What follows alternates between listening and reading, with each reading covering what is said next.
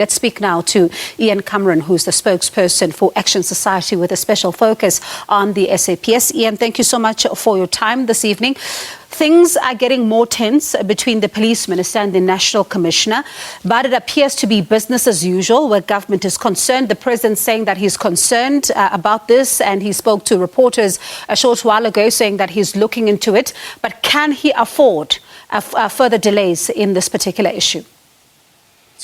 To be honest, I think it's too little too late. I think the damage is massive that is being caused by this. Not only does it break down the little integrity or little trust that many people in South Africa might still have in the South African Police Service, but it makes it very difficult for ground level members to really keep their morale and spirits up amidst a crime pandemic in the country. So very challenging. Very, very much a broken leadership model. And I think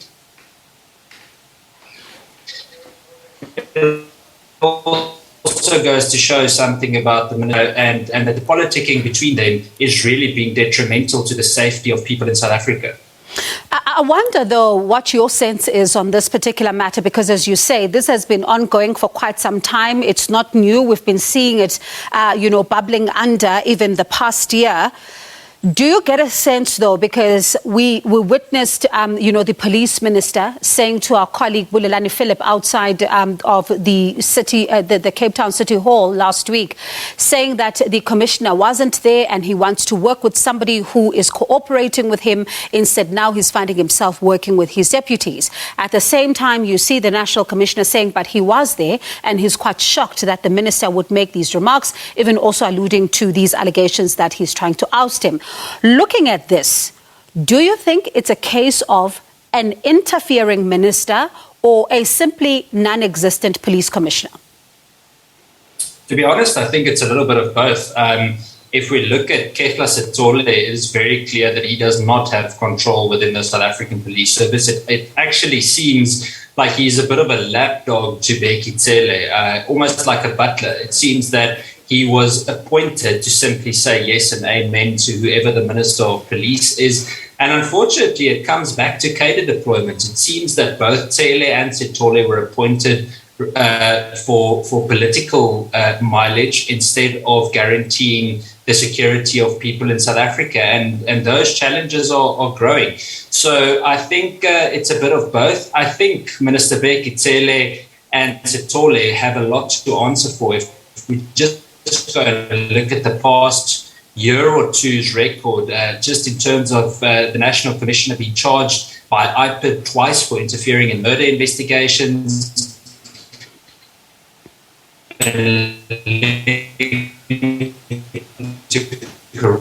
corruption already. Same with dwarfs. They have no idea whether they have control over more than 500,000 firearms in South Africa. The DNA backlog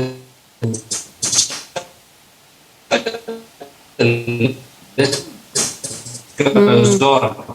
So very detrimental challenge in terms of leadership in the South African Police Service. All right, your line keeps breaking up, but I did get a sense of what you're saying, especially when you talk about that DNA backlog. But there's also something, Ian, that we saw playing out in the public domain around the reports at the weekend suggesting that these changes that might come to that particular ministry may be a consideration of a David Mahlobo, who we've seen in the state security before, Fikile Mbalula possibly as well, who has been a police minister before. I wonder, should these reports actually be true, would that be a good move?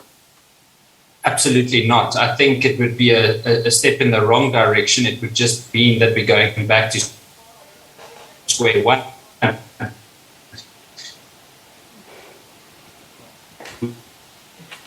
We need to make sure that whatever which is currently happening in the South African Police Service, and both Mahlobo and Mbalula have both been a part of several scandals in terms of corruption, and I don't think it would be correct to bring them in. We need an external panel of policing experts to ensure.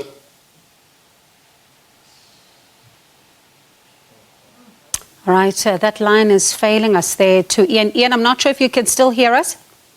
I can hear you. Can Okay, you great. hear me? I can. Let's continue a bit then. Now, talking about the experts that you say, I'd like us to take a step back to 2018. The high-level review panel report was done, and it said there has been a serious politicization and factionalization of the intelligence community over the past decade or even more. It says this was based on factions within the ruling party, resulting in an almost complete disregard of the constitution, policy, legislation, and other prescripts. It also talks about how the turning of the civilian intelligence community into almost like a private resource to serve political and personal interests of particular individuals.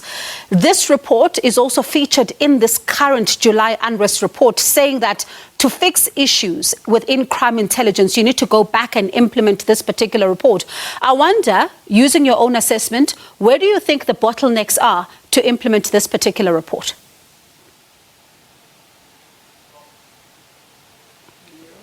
Right, it looks like our line there to Ian, unfortunately, has let us down as we are then looking at these particular tensions playing out in the upper echelons of the SAPS. You would have seen the minister even saying that he would like to work with the police commissioner who cooperates and works with him, and also saying that he's now being forced to work with some of the deputies. At the same time, the police commissioner coming out to say that, but he was at the State of the Nation address and he also doesn't understand some of the allegations that have been leveled against him.